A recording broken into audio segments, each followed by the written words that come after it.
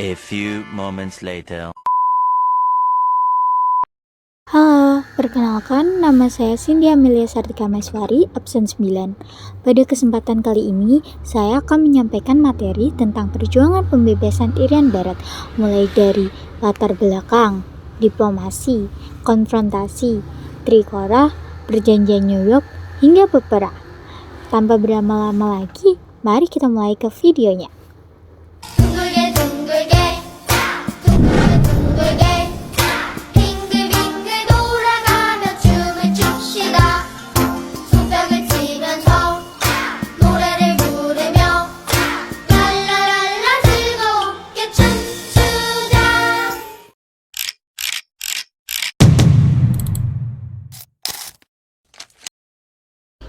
Setelah Indonesia memproklamasikan kemerdekaan pada 17 Agustus 1945, Belanda tidak langsung mengakui kemerdekaan kita.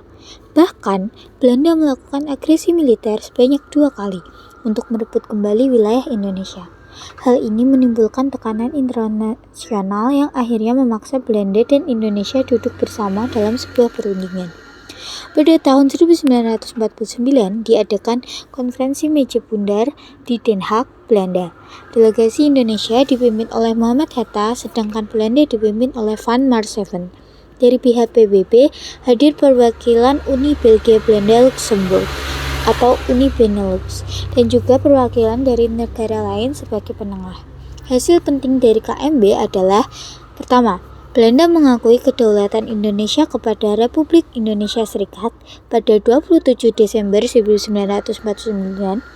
Kedua, Indonesia setuju mengambil alih utang Hindia Belanda sebesar 4,3 miliar gulden.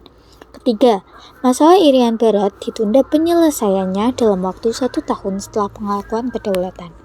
Namun, setelah 1 tahun berlalu, Belanda tetap menolak menyerahkan Irian Barat dengan alasan bahwa rakyat Papua berbeda secara ras dan budaya dengan bangsa Indonesia. Akibatnya, masalah Irian Barat tetap menggantung dan menjadi sumber konflik berkepanjangan antara Indonesia dan Belanda. Setelah KMB, pemerintah Indonesia tidak tinggal diam soal Irian Barat. Langkah pertama yang ditempuh adalah jalur diplomasi bilateral, yaitu berunding langsung dengan Belanda. Indonesia berulang kali menuntut agar Belanda menyerahkan Irian Barat sesuai hasil KMB, namun Belanda menolak dan justru mulai mempersiapkan Irian Barat untuk dijadikan negara terpisah dengan membangun infrastruktur dan mendidik birokrasi lokal di Papua. Karena jalur bilateral tidak membuahkan hasil, Indonesia kemudian menempuh jalur diplomasi multilateral dengan membawa masalah ini ke Forum Perserikatan Bangsa-Bangsa. Harapannya, dukungan internasional bisa menekan Belanda. Akan tetapi, usaha ini juga tidak langsung berhasil. Banyak negara barat mendukung Belanda, sementara negara-negara Asia, Afrika, dan Blok Timur lebih berpihak pada Indonesia. Walaupun suara Indonesia belum menang di PBB, diplomasi ini sangat penting. Pertama, karena memperlihatkan kepada dunia bahwa Indonesia menuntut haknya dengan cara sah. Kedua, isu Irian Barat semakin dikenal luas di dunia internasional, sehingga membuka peluang bagi Indonesia untuk mendapatkan dukungan lebih besar di kemudian hari. Setelah berulang kali diplomasi Indonesia gagal membuahkan hasil, terutama di forum PBB, pemerintah akhirnya mengambil sikap lebih tegas dengan melakukan konfrontasi politik. Pada tahun 1960, Indonesia resmi memutuskan hubungan diplomatik dengan Belanda. Keputusan ini menegaskan bahwa Indonesia tidak mau lagi menjalin kerjasama apapun dengan Belanda selama Irian Barat masih diduduki.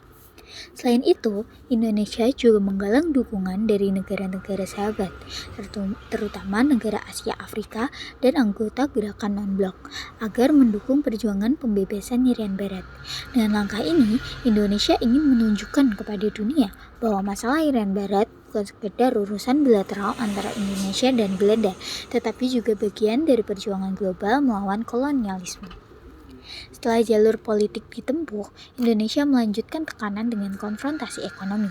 Seluruh perusahaan milik Belanda yang masih beroperasi di Indonesia diansionalisasi, termasuk perusahaan perkebunan, pelayaran, dan perbankan.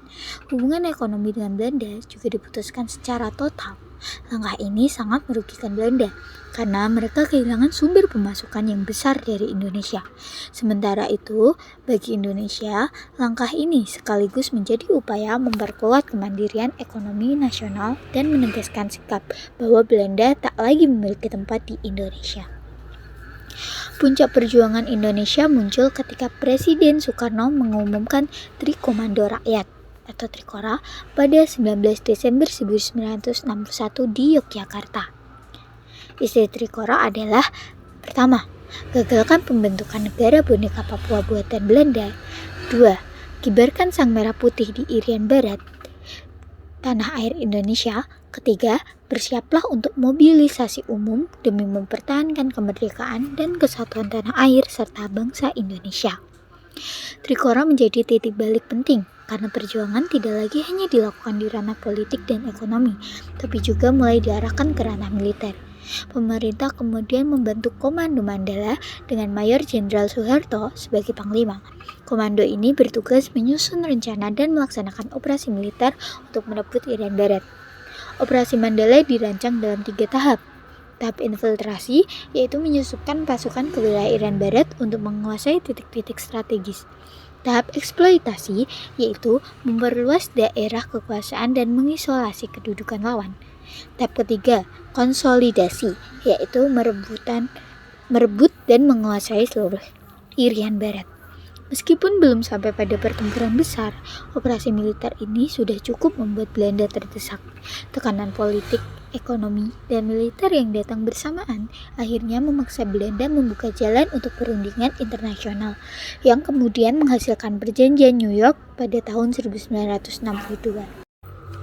Setelah Indonesia melancarkan berbagai upaya diplomasi, politik, ekonomi, bahkan konfrontasi militer lewat Trikora, Belanda akhirnya mulai menyadari bahwa mempertahankan Irian Barat tidak akan mudah. Tekanan datang bukan hanya dari Indonesia, tapi juga dari negara-negara anggota PBB yang mendukung perjuangan Indonesia. Situasi ini mendorong diadakannya perundingan internasional yang dimediasi oleh Amerika Serikat. Perundingan ini berlangsung di markas PBB, New York, pada 15 Agustus 1962. Pihak-pihak yang terlibat adalah Dr. Soebardjo, Menteri Luar Negeri, didampingi oleh Adam Malik sebagai delegasi dari Indonesia, kemudian Dr. Jan Herman van Rooyen dan C.W.S. Corman sebagai delegasi Belanda. Kemudian ada juga pihak penengah, yaitu dari Amerika Serikat yang diwakili oleh diplomat Ellsworth Bunker. Hasil perundingan ini dikenal dengan nama Perjanjian New York yang berisi beberapa poin penting. Yang pertama, Belanda setuju menyerahkan Irian Barat kepada Badan Perwalian Sementara PBB, yaitu United Nations Temporary Executive Authority atau UNTEA. Kedua, UNTEA akan memerintahkan Irian Barat mulai 1 Oktober 1962 hingga 1 Mei 1963 untuk kemudian diserahkan kepada Indonesia. Ketiga, selama masa transisi, pasukan Belanda ditarik secara bertahap dan pasukan Indonesia diperbolehkan masuk ke Irian Barat di bawah pengawasan UNTEA. Keempat, Indonesia berkewajiban melaksanakan penentuan pendapat rakyat atau PEPRA sebelum akhir tahun 1969 untuk memberi kesempatan rakyat Papua untuk menentukan nasibnya, apakah tetap bergabung dengan Indonesia atau tidak. Perjanjian New York ini menjadi kemenangan diplomasi besar bagi Indonesia, sebab tanpa harus menunggu perang terbuka yang panjang dan penuh korban, Belanda akhirnya mau menyerahkan Irian Barat. Tanggal 1 Mei 1963, UNTEA secara resmi menyerahkan Irian Barat kepada Indonesia. Sejak saat itu, wilayah ini berada di bawah kendali penuh Indonesia. Walaupun secara hukum internasional integrasi baru dianggap sah setelah pelaksanaan PEPRA tahun 1969. Perjanjian New York sekaligus menunjukkan bagaimana strategi Indonesia yang menggabungkan diplomasi, tekanan politik, ekonomi, dan kekuatan militer lewat Trikora pada akhirnya menghasilkan jalan keluar damai yang diterima dunia internasional. Sebagai tindak lanjut dari Perjanjian New York tahun 1962, Indonesia wajib melaksanakan suatu mekanisme yang disebut penentuan pendapat rakyat atau PEPRA. Tujuannya adalah memberi kesempatan kepada rakyat Papua untuk menentukan nasibnya sendiri, apakah tetap bergabung dengan Indonesia atau memilih merdeka. Pelaksanaan PEPRA berlangsung sepanjang tahun 1969 di bawah pengawasan langsung PBB.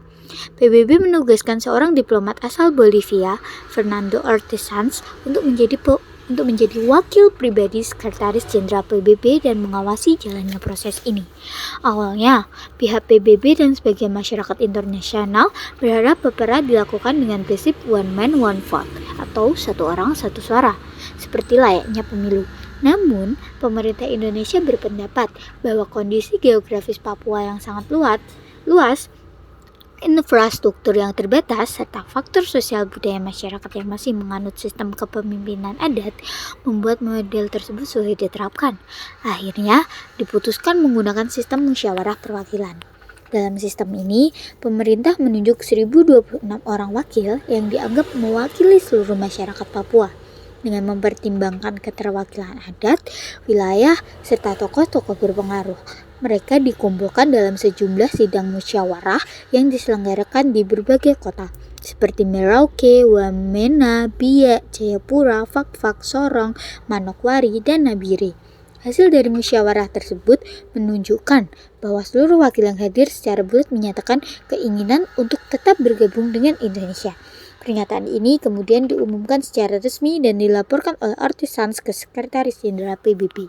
Pada bulan November 1969, hasil PEPRA dibawa ke sidang umum PBB. Walaupun terdapat kritik dari sebagian negara dan kelompok yang menilai proses PEPRA tidak sepenuhnya demokratis karena tidak melibatkan pemungutan suara langsung, namun mayoritas anggota PBB, sebanyak 84 negara, menerima hasil PEPRA. 30 negara abstain dan hanya 1 negara yang menolak. Dengan demikian, secara hukum internasional, Irian Barat diakui sah sebagai bagian dari Negara Kesatuan Republik Indonesia. PEPRA menandai puncak perjuangan panjang bangsa Indonesia dalam membebaskan Irian Barat, mulai dari kegagalan diplomasi bilateral, usaha diplomasi multilateral lewat PBB, konfrontasi politik dan ekonomi terhadap Belanda, pelaksanaan Trikora, dan operasi militer, hingga perundingan Perjanjian New York. Semua itu berpuncak pada PEPRA yang menjadi legitimasi internasional bagi integrasi Irian Barat ke dalam NKRI. Demikianlah pemaparan saya hari ini mengenai perjuangan pembebasan Irian Barat mulai dari KMB hingga pelaksanaan PEPRA tahun 1969.